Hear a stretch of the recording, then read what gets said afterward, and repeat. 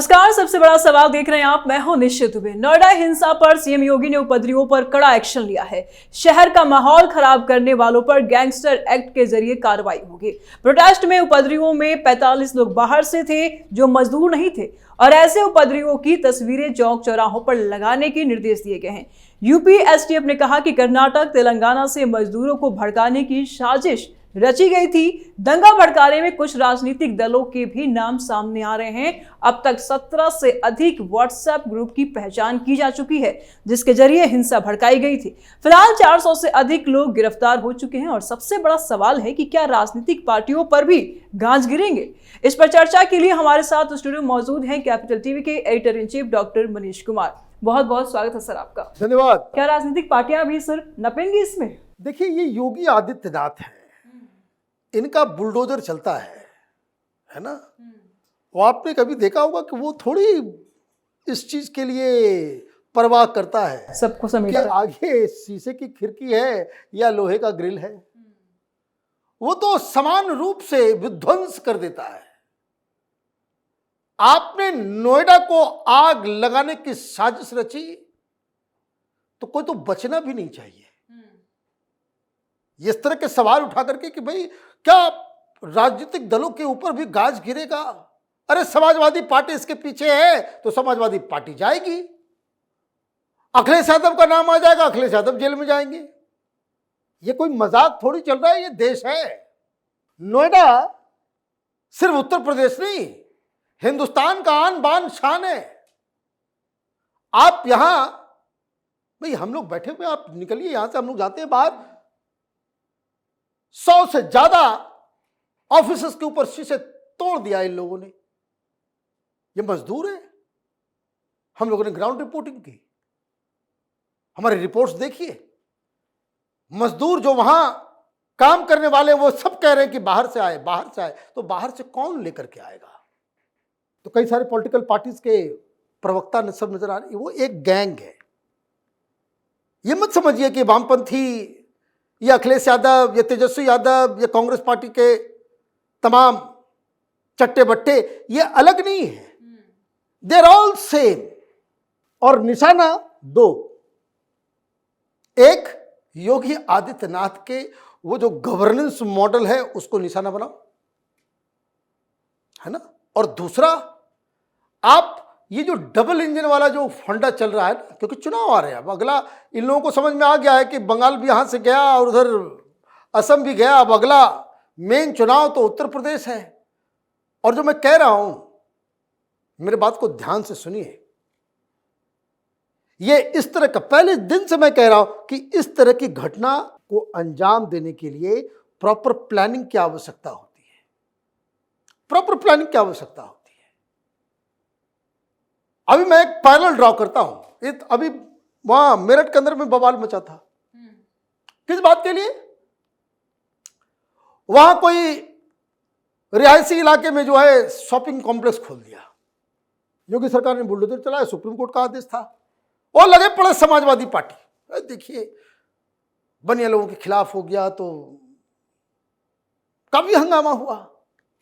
और आजकल पता चल रहा है कि वो सोशल मीडिया में बाढ़ लगा दी है समाजवादी पार्टी ने। अफवाह का बाजार गर्म करने के लिए सोशल मीडिया में सैकड़ों करोड़ रुपए खर्च किए जा रहे हैं। कई सारी एजेंसियों को जो हायर किया गया है। उनका काम क्या? यही सब काम है, अफवाह फैलाओ, अफवाह फैलाना। तो अफवाह फैला रहे हैं।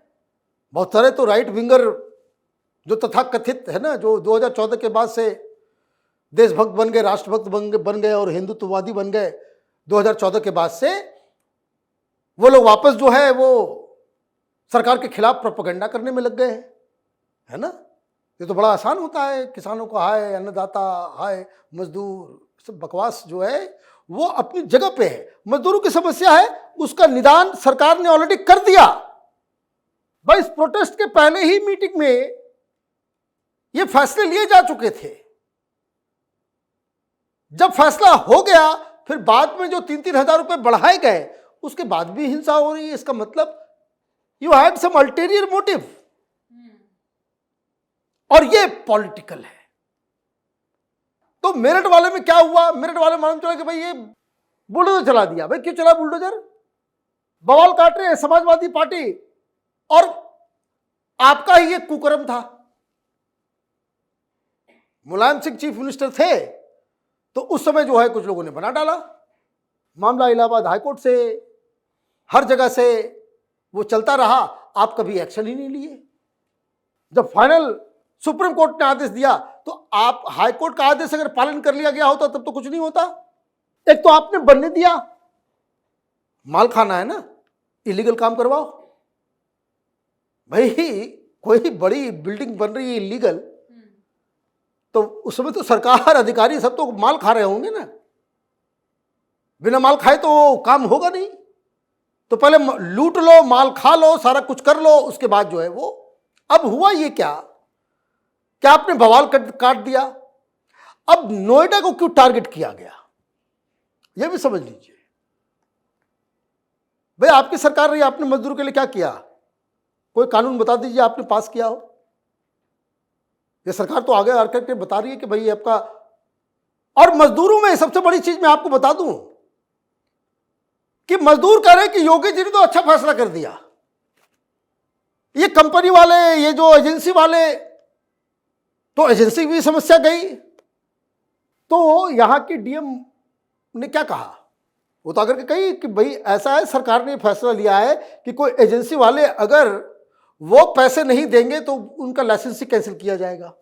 What else do you want.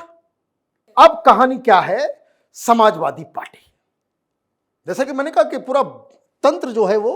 Sir Telangana Karnataka के भी लिंक सामने आ रहे भाई कौन है, यह अभी गठबंधन होगा ना कांग्रेस पार्टी और इसका, है ना।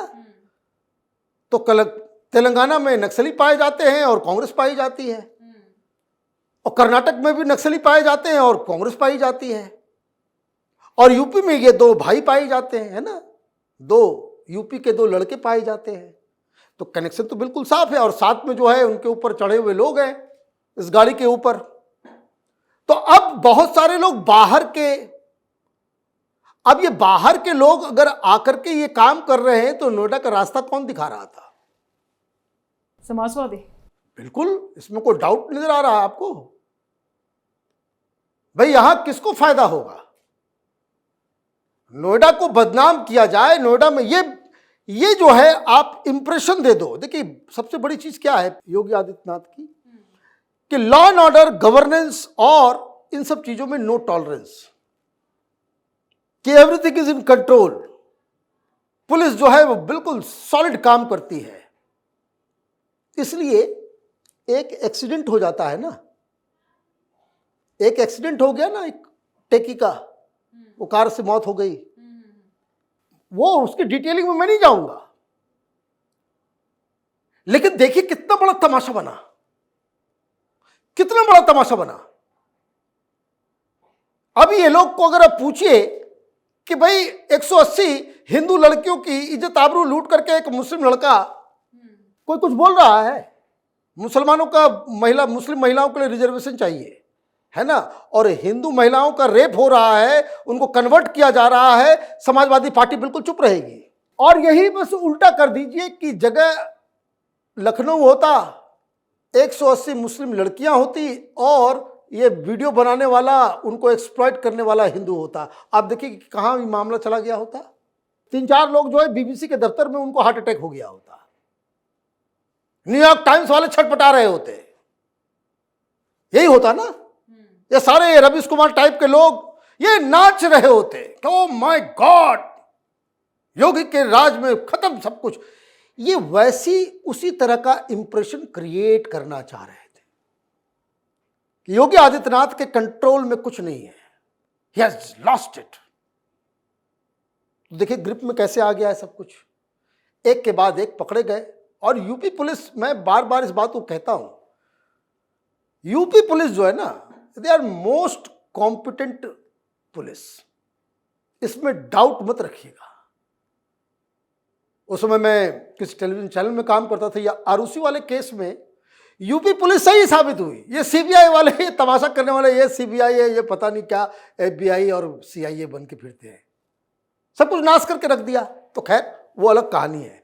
तो यहां जो आप देख रहे हो कि ये जो पूरा का पूरा जो नोएडा के अंदर हुआ तो एक्शन लिया जा रहा है। अब बहुत सारे लोग उसमें भागे हुए हैं क्योंकि अब सीसीटीवी में सारे लोग पकड़े जा रहे हैं। अब ये जो व्हाट्सएप ग्रुप बना, ये तेलंगाना कर्नाटक का जो रिश्ता निकल के आ रहा है, किसी को छोड़ा नहीं जाएगा। गैंगस्टर एक्ट लगेगा।